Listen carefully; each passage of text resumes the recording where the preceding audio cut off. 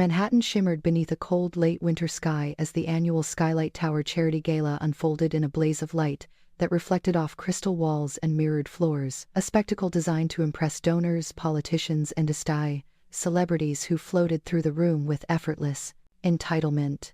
Elias Carter moved among them like a living ghost, his tailored suit perfect, his posture impeccable, yet his eyes distant as if his mind drifted somewhere far beyond the clinking glasses and forced laughter. Everyone knew he had lost Elena 3 years earlier, but no one understood how completely her absence had hollowed him, leaving him functioning yet dead inside an echo of the man he once was. He attended the gala only because the foundation bearing Elena's name funded a mental health program he had promised to protect, though being surrounded by people who pretended to care drained him more than solitude ever could.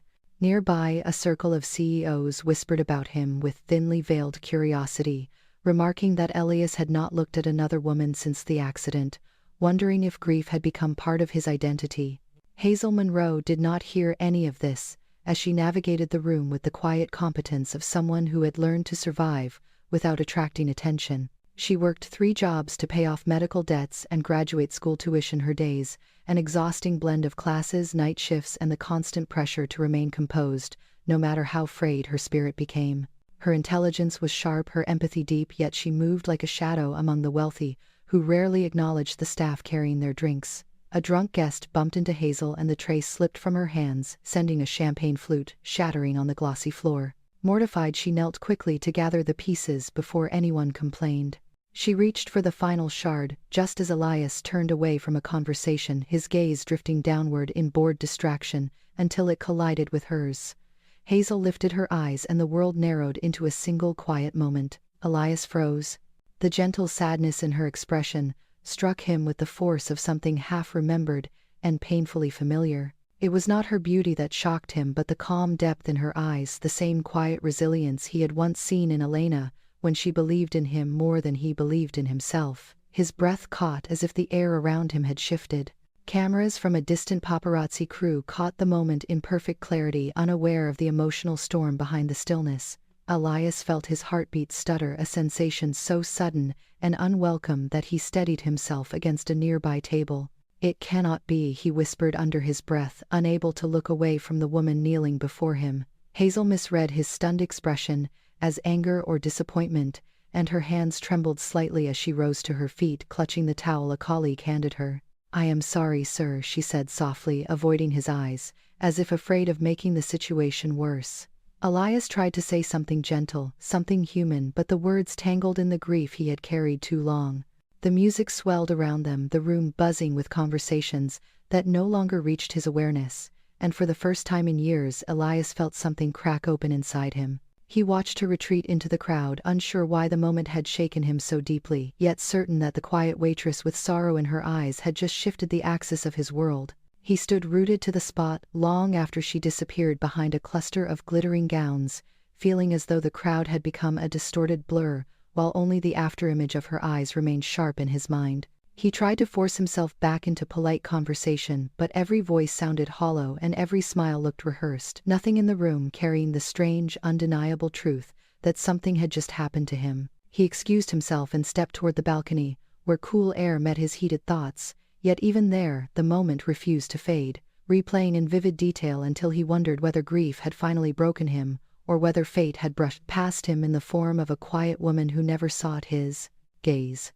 Inside the hall, Hazel continued her shift with trembling composure, unaware that across the city, her face was already appearing on the screens of gossip outlets as the mysterious waitress who had caught the attention of the most unreachable man in Manhattan. She told herself the look had meant nothing, a flicker of confusion from a wealthy man bored of his surroundings, but the echo of his stunned whisper lingered like a question she did. Hazel steadied her breathing as she slipped into the service corridor, hoping for a brief second of invisibility, yet even here she felt the phantom weight of the billionaire's gaze lingering, like a question she did not dare answer. She pressed a hand to her chest, forcing her heartbeat to settle, before returning to the ballroom, where the lights seemed brighter and the music louder than before. Her manager intercepted her with a pinched expression, demanding to know why she had drawn unnecessary attention, and warning her that wealthy guests did not appreciate staff who caused scenes no matter how accidental. Hazel bit back the sting of humiliation, offering a quiet apology even though the incident had not been her fault. She returned to her duties, but every step she took felt heavier. Across the room, Elias watched her with a focus that unsettled even him. He had not felt compelled toward anything in years, yet now he found himself drawn to the woman whose presence seemed to vibrate through his awareness in a way he could not rationalize. He made his way toward her, though he moved slowly as if approaching something fragile and unfamiliar. When Hazel noticed him coming, she lowered her gaze and pivoted away, but Elias continued until he stood directly behind her, speaking softly so he would not startle her. "I owe you an apology for earlier," he said, trying to ease the tension in his voice. "I reacted poorly." Hazel offered a brief nod without meeting his eyes, her movements quick and efficient as she placed new glasses on a nearby table. "It is fine, sir. Really. I just need to work," she replied, hoping he would leave before her manager saw them talking again. But Elias found himself unwilling to walk away. "I did not mean to make you uncomfortable," he added, sensing her unease. She hesitated a moment, but then offered a small, polite smile, one that carried no warmth, only necessity. "I should get back to my section," she said. "Thank you, though." She turned sharply and disappeared into the crowd once more, leaving Elias with a hollow ache he did not understand. He returned to the circle of CEOs he had abandoned earlier, but his mind remained tethered to Hazel like an invisible thread neither of them had agreed to hold. His colleague Grant leaned in with a smirk. "What was that?" Elias Carter staring at a waitress. "Since when do you notice anyone who is not wearing designer couture?" Elias looked at him with ice in his voice. "Since she is the only real person in this entire room." Hazel, passing behind them, heard only the last part and her stomach tightened, thinking he had meant the opposite, that she was too ordinary, too insignificant to belong anywhere near people like him. She walked faster, blinking back frustration. She had spent years learning not to misinterpret the expressions of others, but with him everything felt sharper, more personal, as if her emotions could not find steady ground. Meanwhile, social media had begun its quiet storm. A paparazzi assistant posted a grainy photo captioned, "Billionaire Elias Carter, caught mesmerized by mysterious waitress," and within minutes, the picture spread across TikTok and Twitter threads, speculating about the identity of the quiet woman. Hazel, unaware of the online frenzy, focused on clearing tables, while the pressure in her chest grew heavier with each accidental glance in Elias' direction. She tried to convince herself that the moment earlier had been nothing more than a brief misunderstanding, but the truth pressed against her thoughts. Elias had not looked at her like a stranger looks at staff. He had looked at her as if she reminded him of something painful and important. At one point, a guest began raising his voice, complaining about the temperature of his drink. Hazel approached with her gentle, practiced calm, only for the man to continue berating her. Elias, observing from across the hall, stepped toward them but stopped himself, forcing restraint. Hazel handled the situation with remarkable grace, adjusting the drink, offering sincere apologies, and calming the man down without ever losing her composure. Her emotional intelligence impressed him more than any polished socialite ever had. After the guest left, Elias approached again. "You handled that better than most executives," he said quietly. Hazel gave a faint, tight smile. "People get upset for reasons that have nothing to do with the thing they complain about," she replied, her tone thoughtful but distant. That was something Elena would have said once, Elias realized with jarring clarity. Before he could respond, her manager called her sharply, pulling her away again. A pressure built in Hazel's chest as she walked. She knew she should not care what a billionaire thought of her, yet every interaction with Elias felt like stepping toward a precipice she did not see coming. She carried a tray past the large windows where the city glimmered below, but when she turned sharply she collided with none other than Grant, who intentionally blocked her path with smug curiosity. "So you are the one who caught Elias' attention," he said with an oily charm. "Enjoy it while it lasts." Hazel stiffened, trying to move past him, but Grant stepped closer, lowering his voice. "Men like Elias do not stay fascinated for long. They get bored." Elias suddenly appeared at Grant's shoulder, voice low but lethal.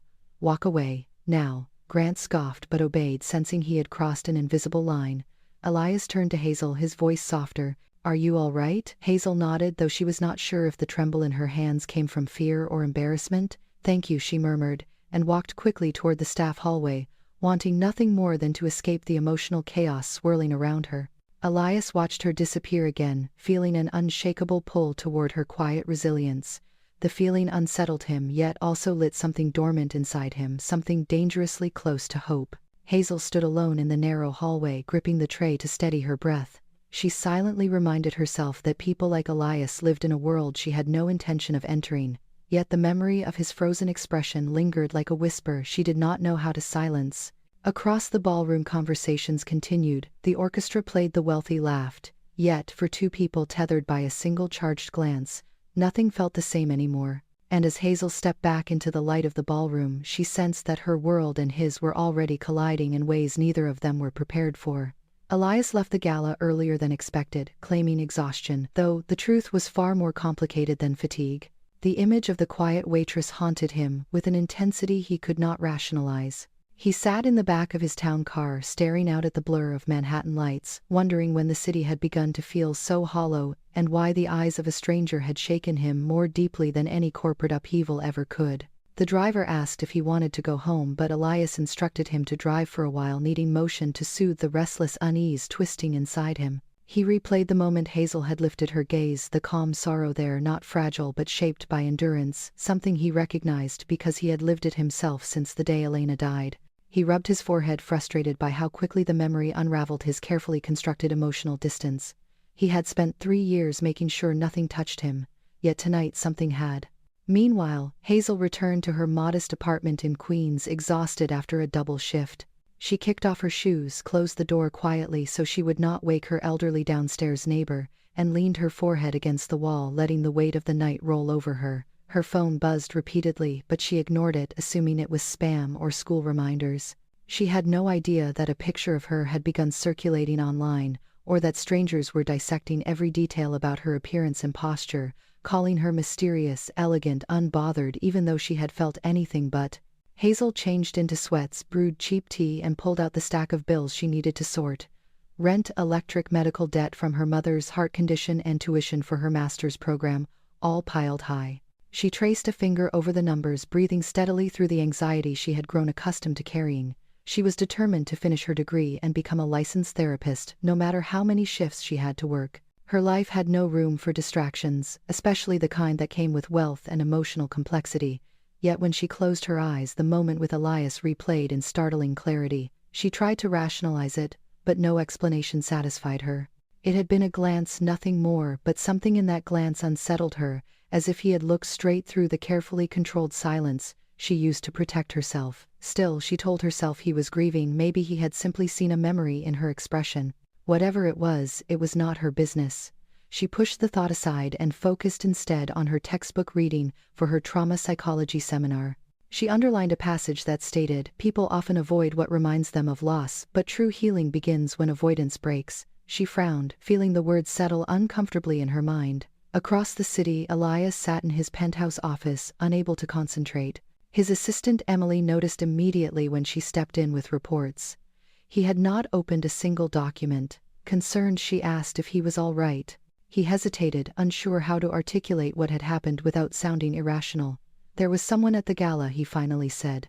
Emily raised a brow, waiting for more. "She was staff, a waitress. I do not know why, but when she looked at me I felt something I have not felt in a long time." Emily softened, understanding more than she let on. "Perhaps it means you are healing," she suggested gently. Elias scoffed under his breath.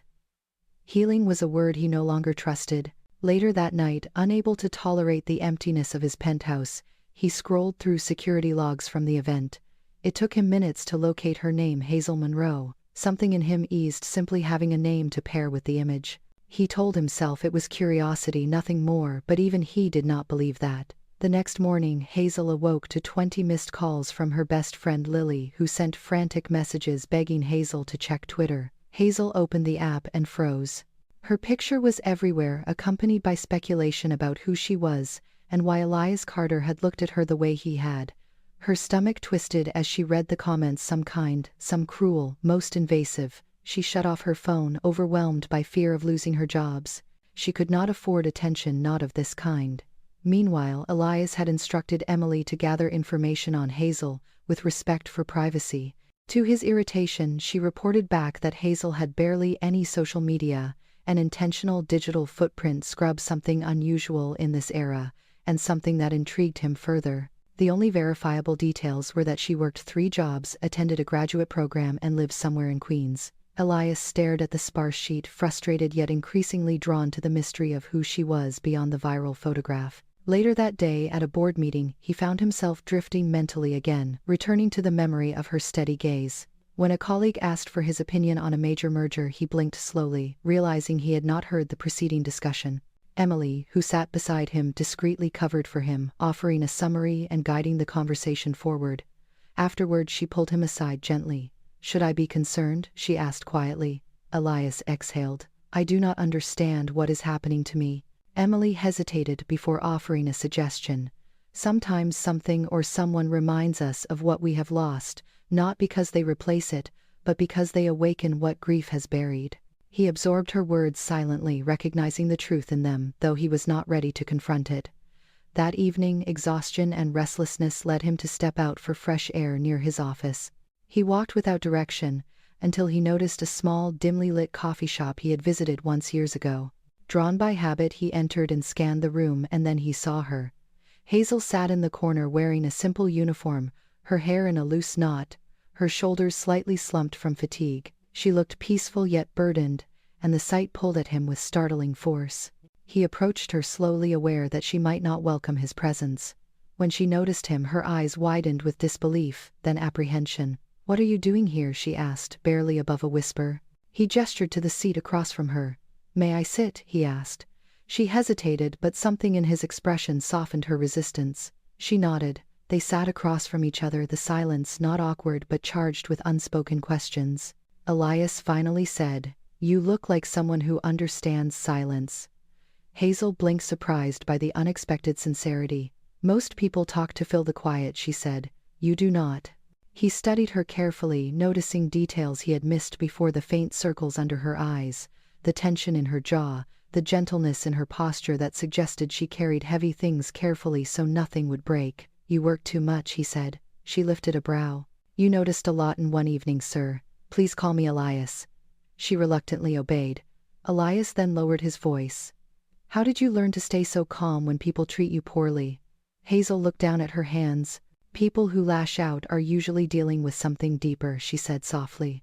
Her words echoed Elena, yet not in comparison, in resonance, as though Hazel spoke from her own reservoir of experience. Elias felt something in his chest shift, a sensation both familiar and frightening. Hazel sensed his quiet struggle, but did not pry.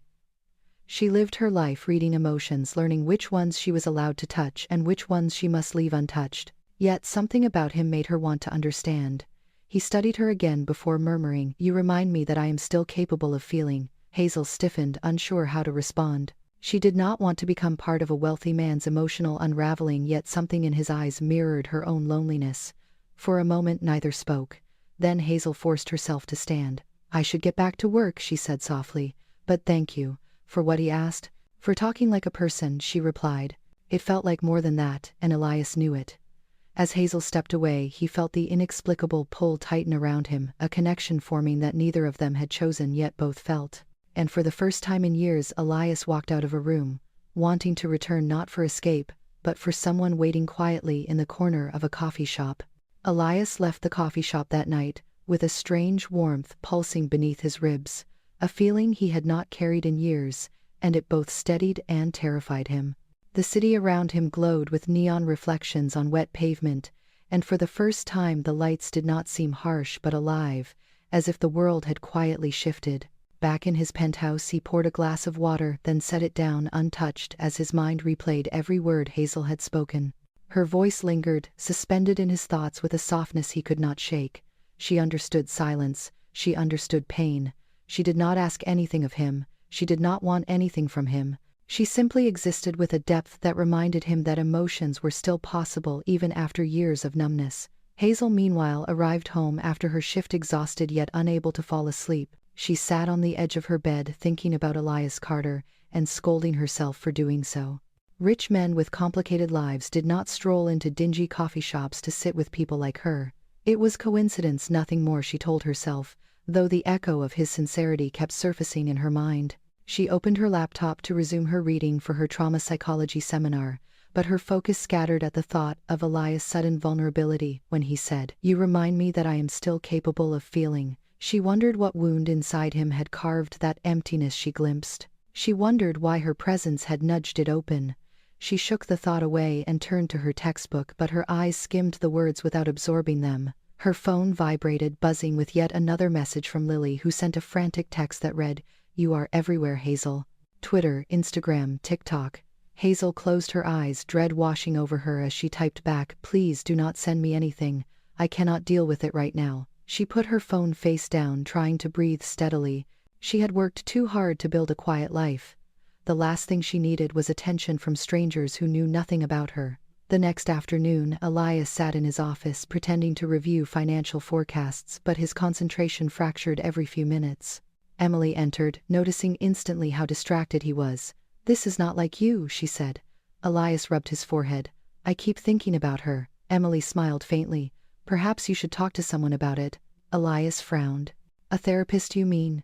She nodded gently. "You fund an entire mental health institute yet cannot imagine seeking help.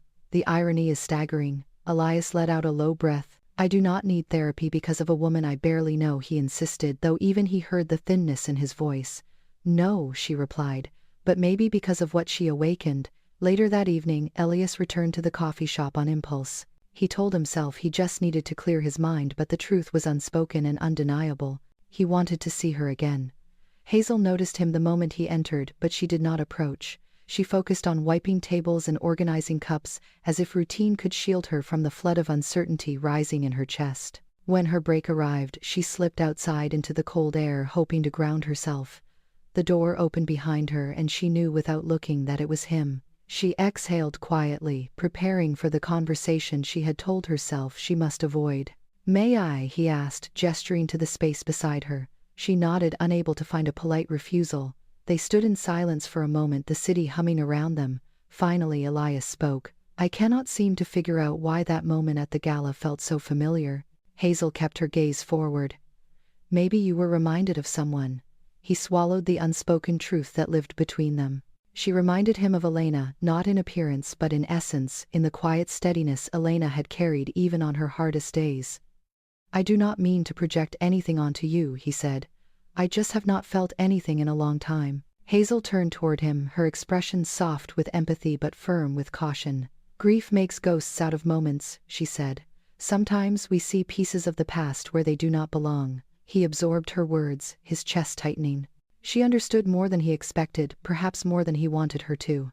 They returned inside, where she prepared 2 cups of hot chocolate, her small gesture carrying more meaning than she intended. He accepted his cup with a grateful nod, feeling a warmth that had nothing to do with the drink. They talked quietly at her corner table about psychology, loneliness, and small coping rituals. Hazel told him how she used books and midnight walks to keep her anxiety at bay.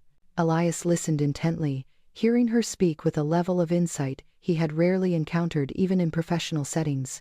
At one point, Hazel set her cup down and said, "You do not push people away, Elias. You push yourself away from feeling again."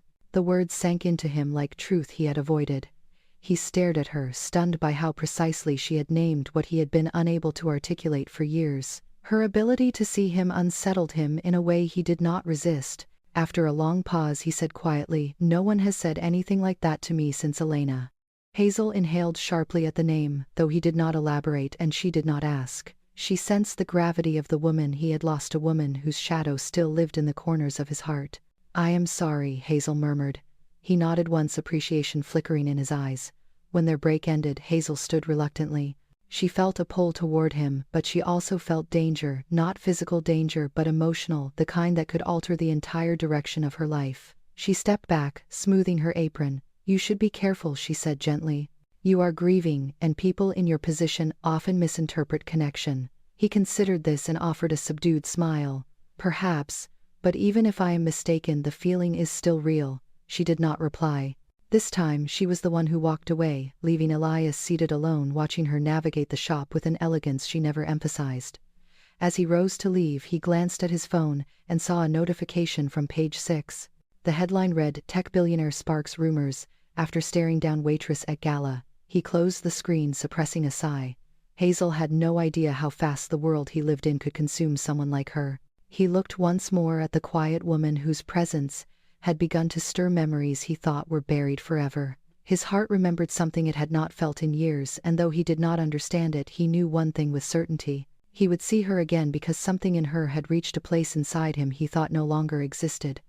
Hazel woke the next morning to the shrill vibration of her phone, and the sinking dread that came with it. She reached for the device, hesitating before turning it over and bracing herself. The notifications were endless: comments, messages, missed calls from friends, classmates, co-workers, and even numbers she did not recognize. Her picture from the gala had now been viewed millions of times, and it was no longer simply an image. It had become a narrative shaped by strangers who knew nothing about her yet acted as if they owned her story. She scrolled for only a few seconds before her chest tightened painfully. People speculated whether she had seduced him, whether she had a secret past, whether she was a gold digger waiting for a chance to climb into a billionaire world. Others dissected her expression, her outfit, her posture, declaring her mysterious, alluring, calculating, or worse, desperate. Some defended her, but their voices were drowned out by the cruelty that always rose fastest in online storms. Hazel dropped the phone onto her pillow, stepping back as if distance could separate her from the judgment flooding her life. Her hands shook as she pressed them to her forehead, trying to steady her breath. She had worked so hard to stay invisible, and now the entire internet had turned her into a spectacle. She forced herself to get ready for class, but the subway ride felt heavier than usual, each stop punctuated by passengers glancing at her phone screen and whispering about the viral waitress. Hazel pulled her hood lower, wishing she could disappear. When she arrived at campus, she hoped to slip into the lecture unnoticed, but as soon as she entered, the classroom conversations stopped. A group of girls near the back exchanged looks before one whispered loudly enough for Hazel to hear, "Guess, she thinks a billionaire is her shortcut to a degree." Another snickered, "People like her do not belong with people like him." Reality check time. Hazel tightened her grip on her notebook, fighting the urge to leave. She had endured whispers before, but never with this kind of venom, never from peers training to become mental health professionals. The hypocrisy stung more than the words themselves. After class, her professor pulled her aside with a concerned but distant expression, explaining that the department might need to review her situation because public controversy could compromise her clinical training. Hazel nodded politely, though her stomach twisted with fear. School was her only path forward, and now even that felt threatened by a moment she had never asked for. Later, during her shift at the coffee shop, customers whispered her name or stared too openly, some amused, some judgmental, others curious to see the woman who had caught a billionaire attention. Hazel tried to ignore them, but the tension gnawed at her. The internet had reduced her to an object, a character, a rumor, not a person, not Hazel. That evening, as she refilled the sugar station, a middle-aged woman approached with a tight, forced smile. "So, you are the one going after Elias Carter," she said, her tone dripping with disdain. Hazel blinked, stunned. "I am not going after anyone." The woman leaned closer, eyes narrowing. "Girls like you always say that until you get what you want." Hazel felt heat rise in her cheeks, but before she could respond, the woman snapped, "You are embarrassing yourself, and you are embarrassing him." Hazel stiffened, unable to find her voice. The woman continued with a pointed smirk, "Men like him do not save girls like you, they rent them." Hazel felt the words like a slap, cutting deeper than the woman knew. Before Hazel could step back, someone else approached. "If you speak to her again like that, your lawyers will be hearing from mine." The voice was cold, sharp, and unmistakable. Elias stood behind the woman, tall, unyielding, his eyes dark with a quiet fury that silenced the entire coffee shop. The woman paled, stumbling over an apology before retreating quickly, humiliated. Hazel stood frozen, unable to process what had just happened. Elias turned to her, his expression softening. "Are you all right?" he asked. Hazel nodded, though her throat felt tight. "Thank you," she managed, though her voice trembled. She did not know whether she was grateful or terrified. Elias studied her carefully, noticing the faint shake in her hands and the exhaustion in her posture. She had been carrying the weight of a world he had accidentally thrust upon her, and he hated that she had suffered because of him. Hazel returned to work but could not focus. Her emotions tangled: gratitude, fear, confusion, and something else she refused to name. Later, when her break started, she stepped outside to breathe, but Elias followed cautiously. "Hazel, I am sorry," he said quietly. "I did not expect the media to explode like this." Hazel looked at him, bewildered. "You live in a world where everything you do is news. I live in a world where everything I do matters only to me. When those two worlds collide, people like me get crushed." Elias winced at the truth in her words. "I can make a statement," he offered. "I can clarify that nothing is happening." Hazel shook her head quickly. That will only draw more attention. Clearing your name is not my problem, she added, then caught herself. I mean, I do not want to be part of your headlines. He stepped closer, stopping only when she tensed. I do not see you as a headline, he said. I see you. Hazel felt a pulse of emotion but shook it off. You cannot protect me from the internet, and I cannot survive being looked at this way. Elias inhaled slowly, understanding that his presence added pressure rather than relieving it. He wanted to help but had no idea how. Hazel returned inside, leaving him alone on the sidewalk beneath the dim streetlight, his breath visible in the cold air. He had meant only to check on her but instead had walked into the harsh reality of what the world assumed she was. He hated how effortlessly people dismissed her, how quickly they reduced her to a stereotype. She was intelligent, perceptive, compassionate, yet strangers insisted on painting her as an opportunist, simply because she had been seen near him. It enraged him in a way he had not expected. Hazel finished her shift in silence, her movements mechanical, her thoughts heavy. She knew life would not return to normal soon, and that terrified her. Her anonymity had been her armor, and now it was gone. When she stepped out to walk home, she glanced down the street, expecting darkness, but saw Elias still there, hands in his pockets, waiting, not imposing, just present, as if unwilling to leave her alone in the night. Hazel stopped, unsure whether to approach or flee. Her heart thudded painfully. He took a tentative step toward her, expression careful. I can walk you home, he offered quietly. She shook her head, though her voice softened. You should go. You have done enough for one night. He nodded, accepting her boundary, though his concern lingered visibly. Good night, Hazel, he said, her name sounding gentler than she expected. She watched him leave, feeling something tight coil in her chest, something she did not have the energy to unravel. As she walked alone through the cold streetlights, she realized that no matter how much she wanted to stay detached, the world was already shaping her story into something she never intended, and she feared that soon she would lose control of it entirely. Hazel spent the next few days trying to vanish from the world again, but anonymity had become a luxury she no longer possessed. At school, classmates whispered behind their laptops, and in the coffee shop, customers stared with intrusive curiosity. She felt stripped of her privacy, exposed in ways she had never asked for.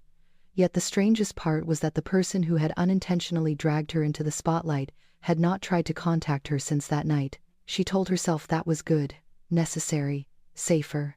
But somewhere beneath all her defenses, she felt the absence in a quiet, persistent way she tried not to acknowledge. Elias struggled too, though differently. He had not sought Hazel again because Emily had warned him gently that pushing now would make things worse for her. Give her space, Emily said. Let her choose if she wants you in her world. Elias understood, yet he found himself wondering about Hazel constantly. He thought about the tremor in her voice, the steadiness in her eyes, the way she seemed to carry both strength and sorrow in the same breath. He returned to his office routines, but his work felt mechanical. His grief, which had been dormant for months, reawakened, though not with pain exactly, rather with a strange clarity that felt like light piercing through dust. On Thursday night, after an especially long board meeting, Elias stepped outside, needing air. The sky was muted and heavy with low clouds, the city humming with its usual relentless pulse. He began walking without direction, drawn by an inexplicable instinct toward the quieter edges of Manhattan. Eventually, his path led him to Central Park, near the fountain that glowed under soft golden lights. That was when he saw her. Hazel sat alone on a bench, bundled in her coat, shoulders curled inward as if hiding from the cold and from the world. She did not see him approach at first, but when she lifted her head, their eyes met, and both froze in the delicate, fragile stillness of recognition. Hazel looked away first. You should not be here, she said softly. Neither should you, he replied, but his tone was gentle, rather than confrontational. She exhaled shakily, briefly closing her eyes. I come here when I need to breathe, she murmured. I used to walk through the park at night when things felt too heavy. It helps me remember that the world is bigger than whatever is hurting me. Elias nodded, taking a step closer, though not sitting until she gestured subtly that he could. They sat with a respectful distance between them both, staring at the rippling water gilded by the city lights. After a long silence, Hazel spoke again, her voice quieter. People think being quiet means being weak, but sometimes silence is just survival. Her words landed in him with a resonance he could not explain. I know something about survival, he said. Not the physical kind, the emotional kind. Hazel turned slightly, studying him as if reading the parts he did not say. You lost someone, she said, not as a question but as understanding. Elias swallowed, his breath tightening. Yes. Hazel nodded gently. Grief is not loud, she said. Not all the time. Sometimes it is the quietest thing in the room. Her insight disarmed him, but more than that, it allowed him to speak of Elena in a way he had not done with anyone outside his closest circle. Elena was the strong one, he said. She carried me through things I did not even realize were crushing me. Hazel listened without interrupting her empathy, a warm, invisible presence that steadied him. When she died, he continued, his voice raw. I felt like the world kept moving without my permission. People wanted me to be okay for their comfort, not for my healing. Hazel looked down, hands clasped. I know that feeling. People want you to fit a narrative. They forget you are a person. He glanced at her, noticing the weariness in her expression. What happened to you? What they said online that was not fair? Hazel let out a strained breath. The world does not have to know someone to destroy them, she said. They just need a headline. Elias felt a sharp twist of guilt. I am sorry, Hazel. Truly. Hazel did not look at him. I do not blame you, she said. But your world is too loud, and I was not built for loud. Elias processed her words quietly, then asked, almost whispering, what if I learned to speak softly? Hazel blinked at him, taken off guard by the vulnerability in his expression. Elias continued, his voice steady. You told me once that grief makes ghosts out of moments. You were right. But lately I feel like I am finally seeing the world without the ghosts. And when I do, I see you. Hazel inhaled, deeply troubled by the truth pulling at her. Elias was not flirting. He was speaking from a place raw and unguarded, the kind of emotional honesty she had only witnessed in therapy circles. And that was what frightened her. She stood abruptly, hugging her coat tighter. This is not a life I can step into, she said. People like you live under constant scrutiny. People like me get torn apart by it. He rose too, keeping his distance. Then we do not let them see you, he said carefully. Hazel shook her head. Secrets cost more than exposure. Elias felt the sting of that truth. Before he could respond, a gust of wind swept through the park, and Hazel shivered. Elias instinctively removed his scarf, offering it to her, but she hesitated. I cannot take that. It is just a scarf, he said softly. But the gesture felt like much more. She accepted it slowly, draping it around her neck. It was warm and smelled faintly of cedar and something clean that reminded her of calm mornings. He watched her gently and spoke again. I want to know you, Hazel. Not because of a moment at a gala. Not because of a photograph. Because when you speak I hear truth. She lowered her gaze, shaken by how deeply his words reached inside her. Elias stepped closer but still gave her space. Walk with me, he asked. Just walk. Hazel hesitated for a long moment, torn between fear and the undeniable pull she felt toward him. Finally, she nodded once. They walked through the dim paths of the park, slow, steady footsteps crunching softly against the gravel. They talked about childhood memories, about the strange loneliness that comes from pretending to be okay, and about the future Hazel hoped for, the kind that did not rely on luck but on resilience. Elias listened with full presence, something rare for a man who was usually distracted by business calls and global crises. He asked questions that showed he cared, not out of politeness, but genuine curiosity. Hazel spoke more freely than she expected, her guard lowering inch by inch as she realized he was not trying to fix her, just understand her. Near the end of their walk, Elias spoke quietly. I want to protect you, Hazel, but not by putting you in my world. I want to protect you by making sure nothing in my world harms you again. Hazel's breath caught, and she looked at him, seeing not a billionaire, but a man who had lost and learned and was still learning. Her voice trembled as she said, Elias, your world is not something you can quiet for me. Elias met her eyes with steady resolve. Then let me try. Hazel felt the moment settle over them, delicate and frightening. She did not reach for him. He did not touch her. But something deep and irrevocable shifted in both their hearts, as they stood under the quiet glow of the park lights, sharing wounds neither had intended to reveal. Hazel woke the next morning feeling strangely lighter after the secret walk in the park, yet also more exposed, as if the quiet honesty she and Elias had shared had thinned the walls she relied on to survive. She wrapped his scarf around her neck before leaving for school, then quickly removed it, fearing someone might recognize it from photos of him online. She stuffed it into her bag and told herself she would return it soon, even though she knew the warmth it carried comforted her in a way she should not allow. On campus, the air was tense, the usual hallway chatter replaced by murmurs that fell silent whenever she walked past. A classmate approached her under the guise of friendliness, only to slip in a pointed remark that people were saying she had a criminal record. Hazel froze. What criminal record? The girl shrugged, lifting her phone. It is all over social media. Something about disorderly conduct from a few years ago.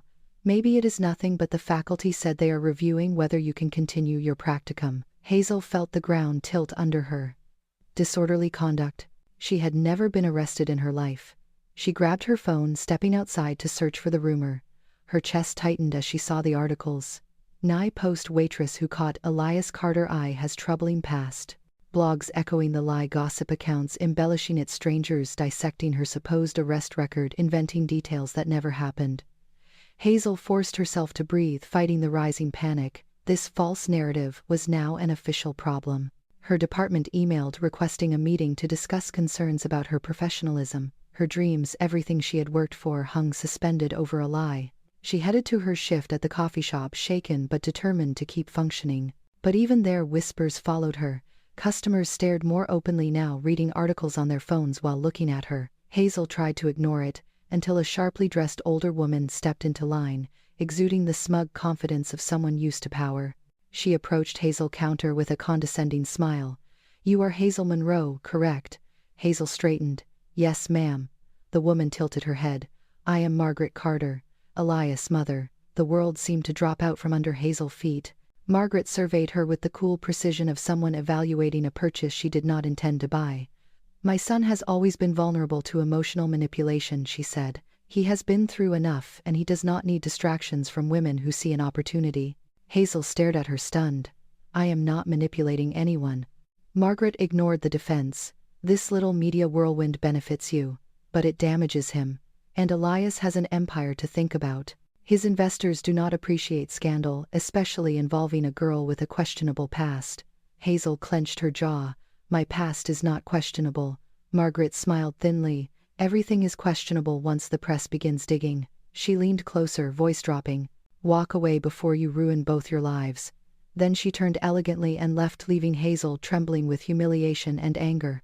That night, Hazel sat at her kitchen table staring at the email from her university. Temporary suspension from clinical placement pending investigation.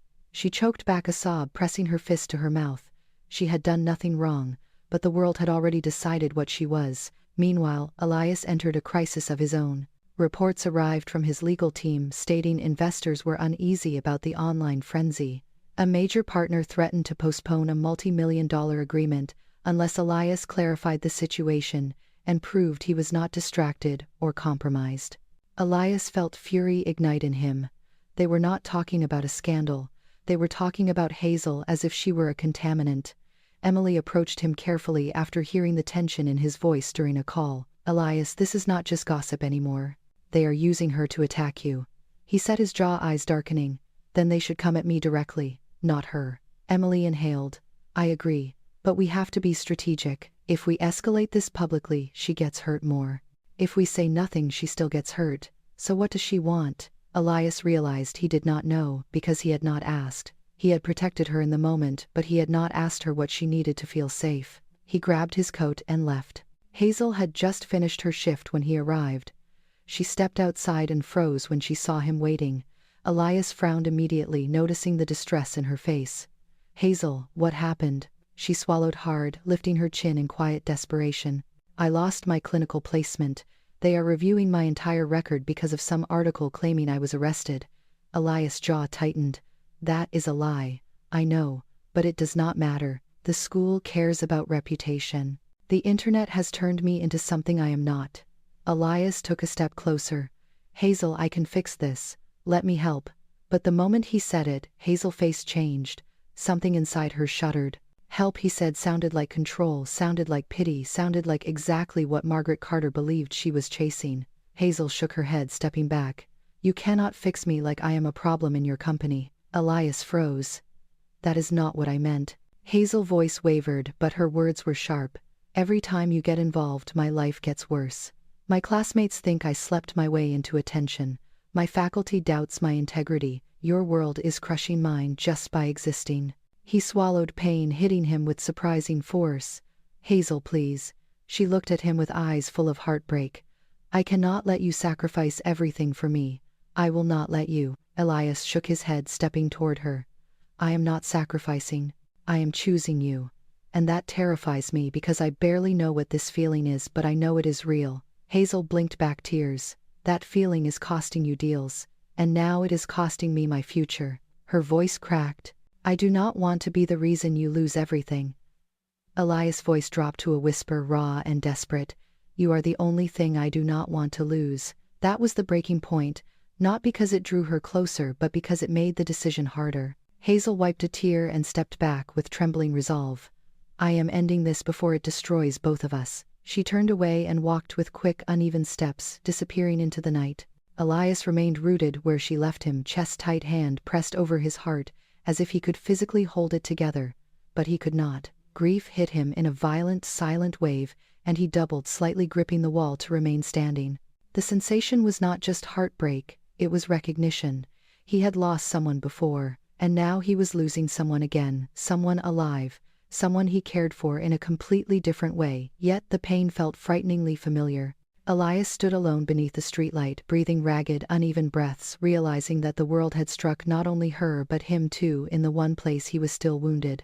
Elias did not sleep that night. He sat in the dark of his penthouse, staring at the city skyline that usually brought him a strange sense of control, but now only reflected the emptiness spreading through him. He replayed Hazel's final words again and again, each repetition cutting deeper.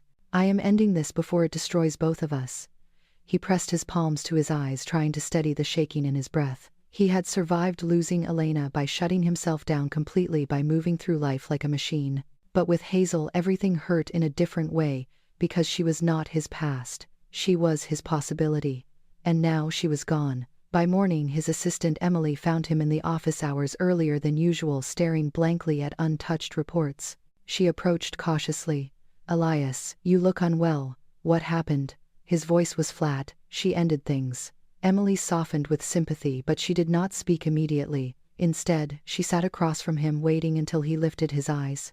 You care about her more than you are willing to admit, she said gently. Elias looked away, jaw tightening. I cannot think, I cannot focus, I cannot breathe properly. Emily nodded. That is what happens when someone cracks open the part of you you have kept locked for too long. He exhaled shakily, unable to deny the truth. Worse than that, Hazel thinks your world is destroying hers. Emily leaned forward. Then do something about your world. Protect her differently. Protect her by changing the way people treat her. Elias closed his eyes. I do not know how. Her voice softened even more. You start by not giving up. Meanwhile, Hazel tried to bury herself in routine, but her life no longer fit into clean, predictable boxes. She woke to an email from the university requesting additional documentation about her conduct history, which made no sense because she had no conduct history. She responded immediately, then sat on her couch, gripping her knees, trying to breathe through the swelling panic. Her mother called moments later, sounding weak but cheerful, trying to reassure Hazel that things would work out. Hazel forced herself to respond calmly, even though her voice trembled. After the call, she cried quietly into her hands, wishing she could be stronger, wishing she could pretend none of this mattered. She spent the morning applying for extra shifts to make up for the possibility that she might lose her clinical hours. Every email she sent felt like another admission that her future was slipping away. At noon she left for work at the cafe, unable to escape the sensation of people staring at her. A group of teenagers pointed at her, whispering loudly, "That's her, the billionaire waitress girl." Hazel lowered her head, rushing inside. But it was not much better there. Two coworkers avoided looking at her. The manager sighed, as if she were an inconvenience. When a rude customer muttered "slut" under his breath, she nearly dropped the cup she was holding. Her throat tightened, her hands trembled. She excused herself to the back room and leaned against the wall, burying her face in her palms. She whispered to herself, "You are okay, you are okay." But she did not feel okay. She felt like she was unraveling one thread at a time. Across the city, Elias attended a board meeting where he failed to hear half of what was said. When asked about a projected acquisition, he stared blankly, unable to form a cohesive sentence. One board member exchanged a worried look with another. Emily stepped in smoothly, diverting the conversation, but afterward she pulled Elias aside. "This cannot continue," she said quietly. "You are falling apart." Elias raked a hand through his hair. "I know." She met his gaze with firm compassion. "Then do something. because right now you are losing yourself as much as you are losing her. After work, Hazel walked home slowly, her chest aching with exhaustion. When she reached the hallway outside her apartment, she slid down the wall and buried her face in her knees. She did not cry loudly. She never had. Her tears came silently, the way her life often unfolded, quietly, painfully, invisibly. That night, she opened her laptop to see if the university had replied. They had not. Instead, she found the article that broke her completely.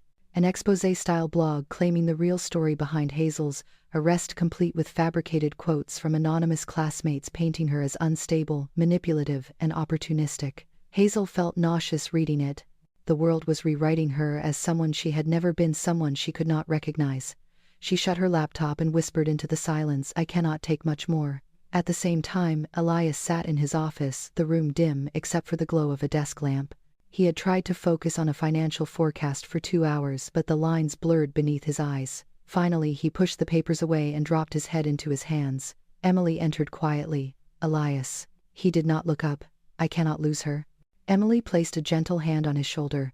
"Then stop letting the world decide what she is. Fight back. Tell the truth."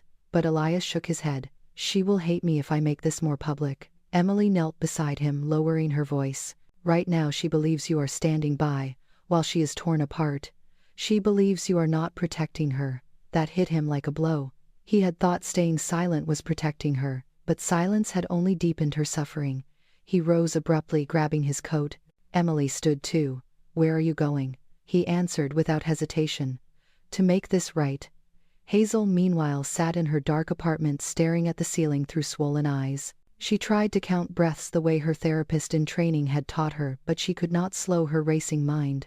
The articles, the comments, the looks, the whispers, her suspension, the confrontation with his mother, the breakup, everything tangled into a crushing weight, pressing against her chest until breathing hurt. She whispered to herself again and again, "You are stronger than this. You have always been stronger than this."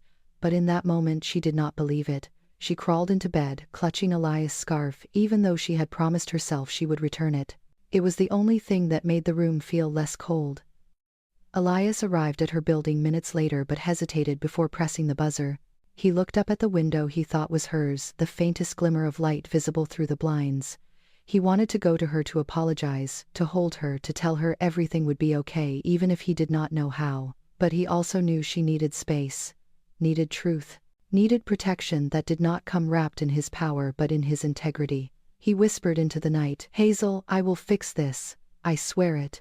And as he stepped back from the entrance, both of them were breaking in parallel, unable to see that the other's heartbreak mirrored their own. Elias returned to his penthouse with a single intention burning through the haze of exhaustion. He could not let another night pass with Hazel, believing she was alone in this destruction, or that he had abandoned her to the cruelty of his world. He paced across the living room, unable to sit still, replaying every moment of the past week. Her breaking voice, her trembling hands, her devastated eyes when she said she was losing her future. And worst of all, the way she looked at him like he was part of the force tearing her life apart. He stopped abruptly, pressing his palms against the cold marble counter, as the realization struck him with full force. He had been so afraid of overwhelming her that he had left her defenseless. His silence had not been protection. It had been permission for the world to devour her. With a breath that shook through his entire frame, he called his head of communications, demanding an immediate investigation into the source of the false arrest story. The team worked through the night, digging through digital footprints and leak patterns, mapping the path of the rumor, until a name surfaced that made Elias' blood run cold: Conrad Hale. His longest-standing business rival, a man known for exploiting weaknesses and manipulating media chaos to destabilize negotiations. Elias stared at the report in disbelief and fury. Conrad did not just target him. He targeted Hazel, a civilian, a student, someone who had never asked to be part of any of this. Rage unlike anything Elias had felt since Elena's death surged through him. He called Conrad directly, voice low and lethal, demanding a meeting. Conrad laughed on the other end of the line, unfazed and smug. "Your personal choices affect your professional relationships, Elias. I simply accelerated the inevitable." Elias' jaw clenched. "You dragged an innocent woman into this." Conrad chuckled. "Collateral damage happens when billionaires decide to chase charity cases." Before Elias could respond, Conrad hung up. Elias stood completely still, the cold fury shaking him. He looked out at the Manhattan skyline, his reflection sharp in the glass. This would not end with silence. Meanwhile, Hazel sat nervously in the waiting area of the hospital, her mother sleeping behind the curtain after a sudden spike in heart symptoms. Hazel's fear had not left her chest since she arrived. She hated that she could not stay long because of her shifts. Hated that she could not stop the world from collapsing around her. She rested her forehead against the back of her hand, whispering quietly, "Please be okay, Mom." A nurse approached gently, asking if Hazel was all right because she looked pale. Hazel nodded, insisting she just needed air. She stepped outside into the wind, drawing in shaky breaths. Everything hurt. Everything felt too big, too loud. And she kept hearing Elias' voice, "You are the only thing I do not want to lose." She tightened her coat, refusing to let herself cry again. Then she reached into her bag, fingertips brushing the soft wool of his scarf. She closed her eyes briefly, letting its warmth remind her of the one moment she had felt safe in weeks. But she told herself firmly that safety had been an illusion, a brief, beautiful one. Elias had responsibilities. She had her own future to salvage. Their worlds could not merge without one of them drowning. Later that afternoon, her phone buzzed. She glanced at it reluctantly, expecting more gossip alerts, but froze when she saw the text. "Elias Carter, would you meet me?" Hazel closed her eyes, heart unsteady. She should say no. She knew she should. But after everything happening to her future, to her mother, to her name, she needed answers. She typed, "Where?" He sent the location. The small public garden behind the mental health institute he funded. She knew the place. Quiet, sheltered with benches surrounded by trees. Neutral ground. She arrived 10 minutes later, spotting Elias standing near the stone fountain, hands in pockets, shoulders tense. When he saw her, he exhaled a breath he seemed to have been holding for days.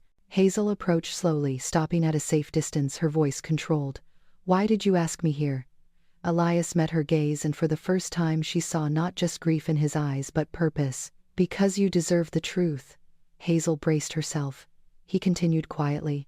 "The rumor, the arrest story, the attacks on your character, none of it came from my family or my team." Hazel's eyebrows pulled together. "Then who?" Elias' jaw tightened. "Conrad Hale. A man who has been trying to break one of my investment deals for months.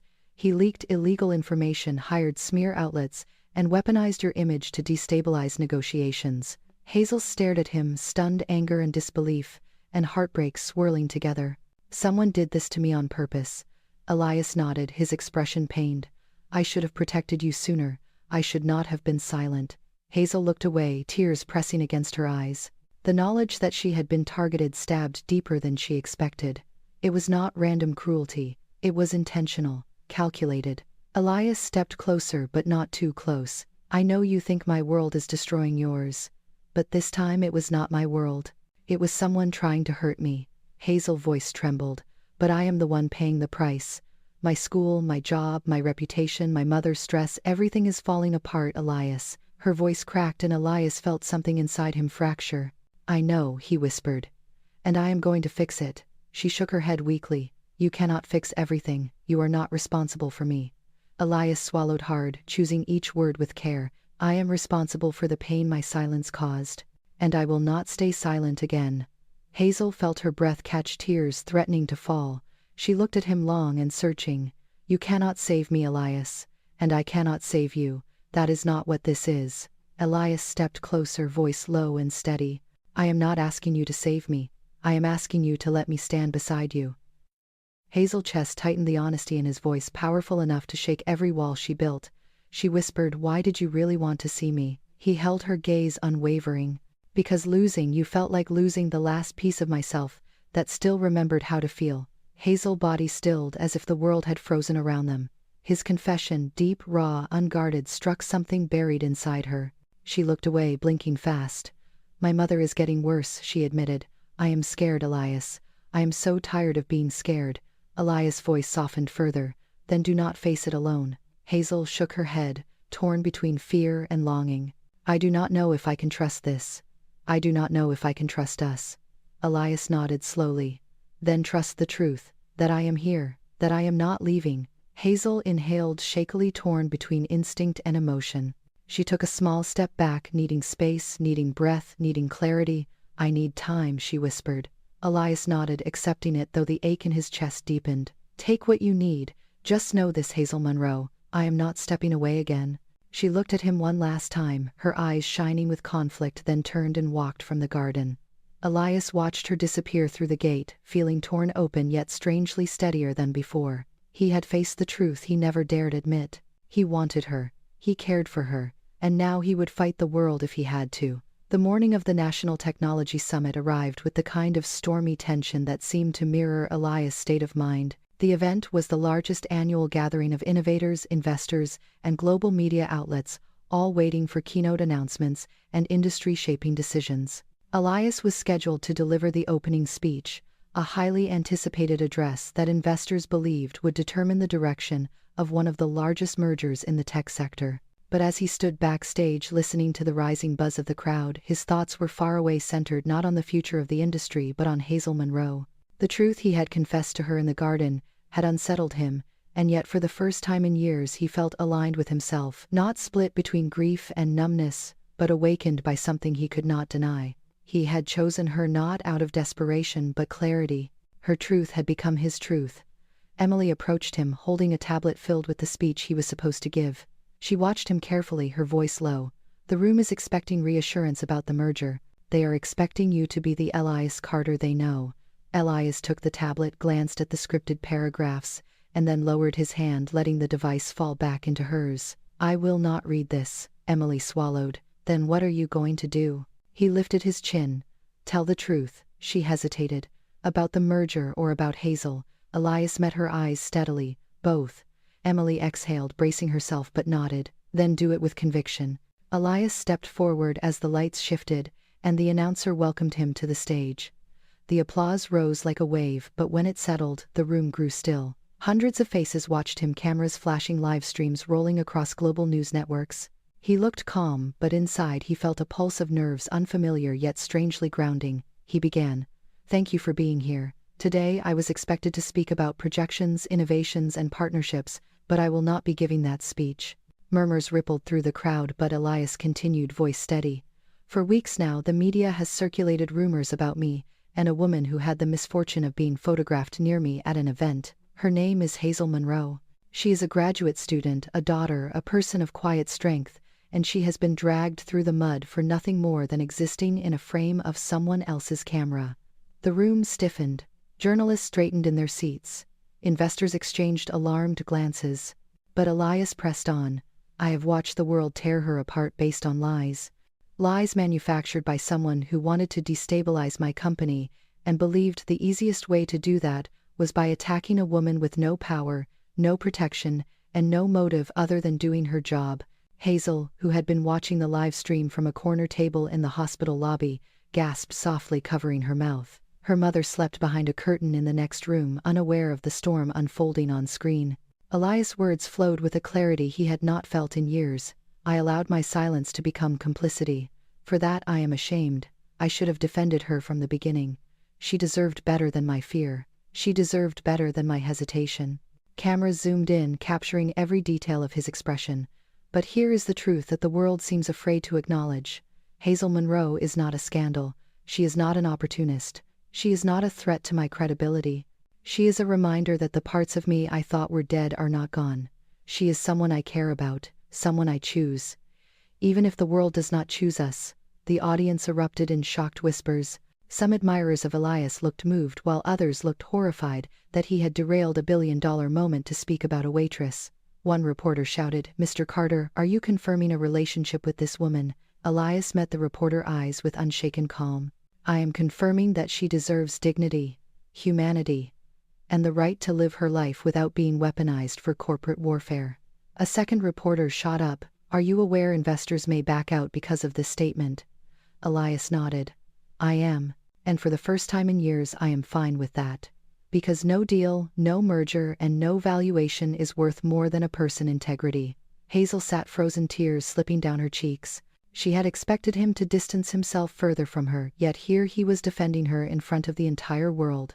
Elias continued, his voice deepening with conviction. "As of this morning, my legal team has filed action against Conrad Hale for orchestrating the smear campaign, including fabricating an arrest record to destroy Hazel's reputation and disrupt my negotiations. We have evidence, we have witnesses, and we will hold him accountable."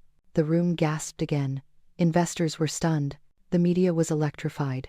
And Hazel felt something inside her chest break open in a way that felt like relief and disbelief woven together. Elias finished with a calm, steady breath. I will not apologize for caring about someone who reminded me that silence is not strength.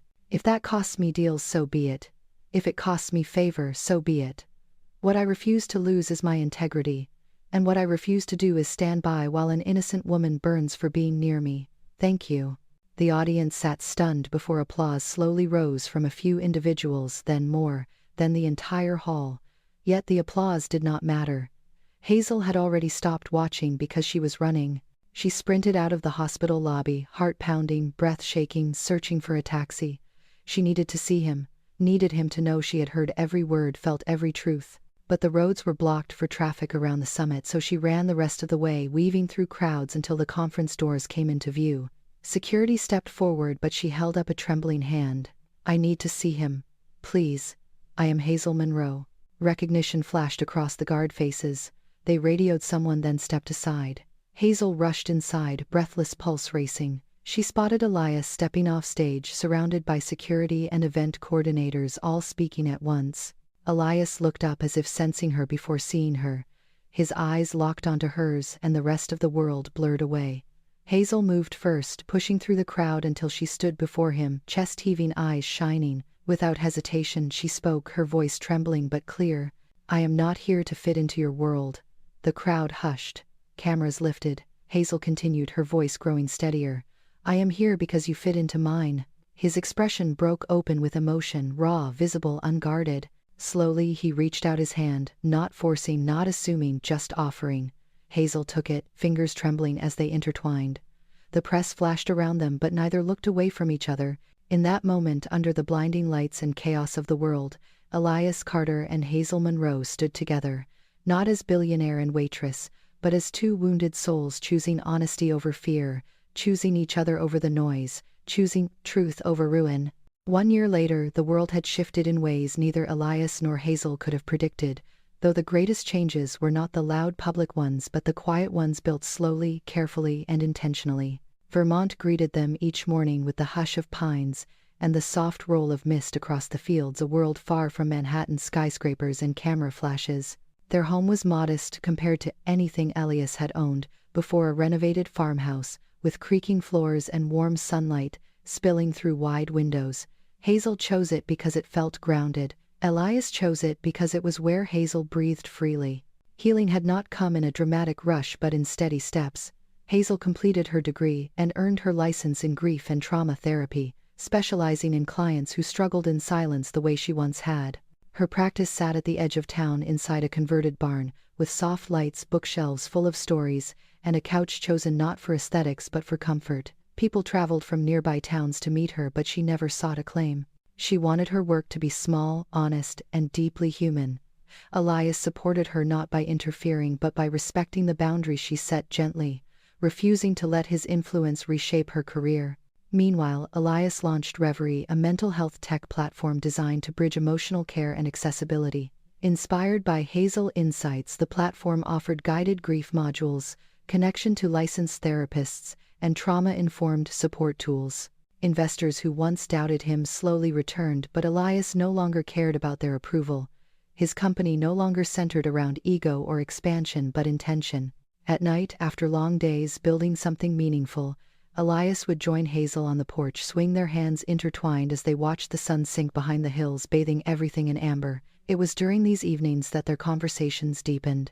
One night, as fireflies drifted lazily around them, Hazel looked at Elias' profile, the faint stubble on his jaw, the softened calm in his eyes, and asked quietly, "Why that night, Elias? Why did you freeze when you saw me?" He turned toward her, fully meeting her gaze, with a tenderness born of truth. "Your eyes did not remind me of Elena," he said. "They reminded me that I could feel alive again." Hazel's breath caught at the gentleness in his voice, the sincerity layered beneath each word. He added softly, "Losing someone you love deeply freezes parts of you. I thought mine would stay frozen forever. And then you looked at me and something thawed." Hazel absorbed this quietly, her heart full. She touched his hand lightly. "And you made me feel seen," she said. "In a world that kept trying to erase me, you looked at me like I mattered." Elias kissed her knuckles reverently.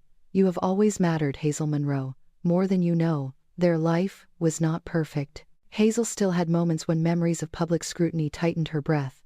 Elias still had nights when grief pressed into him unexpectedly, but now he no longer faced it alone. Hazel's presence softened the edges, and Elias' steadiness grounded her in ways she once believed impossible.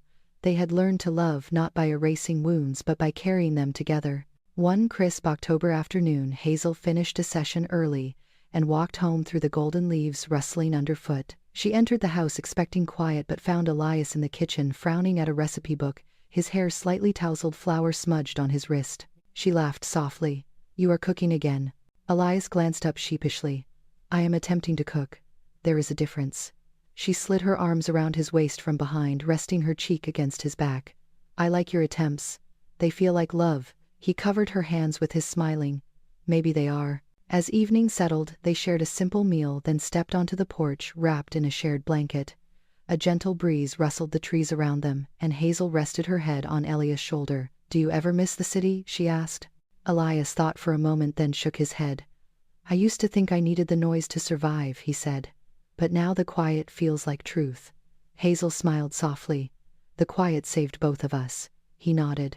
"And you saved me from the part of myself I thought was gone forever." Hazel touched his cheek, guiding his eyes to hers. "We saved each other." They kissed, a slow, tender kiss full of meaning carved from the past year of choosing each other in all the small, unnoticed ways that mattered more than grand gestures ever could. When they pulled apart, Hazel looked out at the darkening horizon, her voice warm with certainty. "This is the life I never knew I was allowed to want." Elias followed her gaze. "A life built quietly," he said. "A life built honestly. A life built with you," she added. He rested his forehead against hers. "With you always." The wind brushed through the open window behind them, carrying the soft scent of autumn leaves into the house. Hazel closed her eyes, letting the breeze wash over her. Elias pulled her closer, both of them wrapped in warmth. As the sky shifted into twilight, the world beyond their porch was still loud, still chaotic, still full of people who would never understand their story. But here, in the cradle of the quiet they had created together, a new chapter had begun.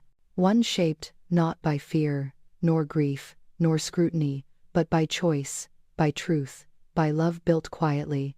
When you finally reach the end of a story like this one, you realize it was never just about a billionaire and a quiet waitress, and it was never simply about scandal, romance, or the noise of the world. It was about two people who learned how to breathe again in a life that had tried to take their voices. It was about the kind of love that does not arrive loudly or perfectly but grows in the soft, steady places where healing begins. And now, as you sit here reading these last lines, I want to ask you something, not as a narrator but as someone speaking directly to you. Have you ever met a person who made the world go silent for a moment? A person whose presence cracked open something inside you, something you thought would stay locked away forever? Maybe you have. Maybe you have not.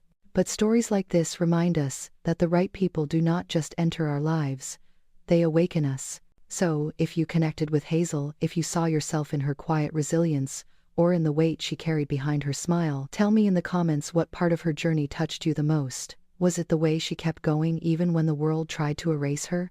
Was it the moment she realized she was allowed to want more than survival? Or was it when she finally understood that being seen is not a weakness but a gift offered by the right heart? And if Elias' story moved you, if you saw your own grief or heartbreak in him, tell me when you think he truly began to heal. Was it when he froze in front of Hazel at the gala? Was it when he stood on that stage defying the world for her? Or was it in the quiet Vermont evenings where he realized he no longer needed the noise to feel alive? I want to hear from you because your voice, your experience, your interpretation matters. Your story matters. And maybe someone reading your comment will feel less alone because of what you share. Now tell me this, where are you watching from? Our community is built from people all over the world, and every single time someone comments their city or country, it creates a moment of connection that feels almost magical. So drop your location below and let us see how far this story reached. And finally, on a scale from 1 to 10, how much did this story resonate with you? Not just the romance, but the healing, the emotional journey, the message that love does not erase your wounds but teaches you how to carry them differently. Your rating helps us shape the next stories, and your feedback pushes us to craft tales that speak to your heart in ways you can feel. If you want more stories like this one's filled with slow-burning emotion, unexpected courage and love that grows in the quiet places, hit the like button, subscribe and share this video with someone who needs a reminder that they are not broken, they are becoming. And if there is a specific kind of romance you want next, maybe a single dad journey, a forbidden love, slow burn, a reunion arc, or something entirely different, tell me in the comments. This channel is our space, yours and mine, a community where stories are not just told but lived and felt together. Thank you for staying with Hazel and Elias until the very last line. Thank you for giving their journey weight, meaning, and a place to land. Now, it is your turn. Comment below. Where are you watching from? What would you rate this story? And what kind of love should we explore next? I cannot wait to hear what your heart says.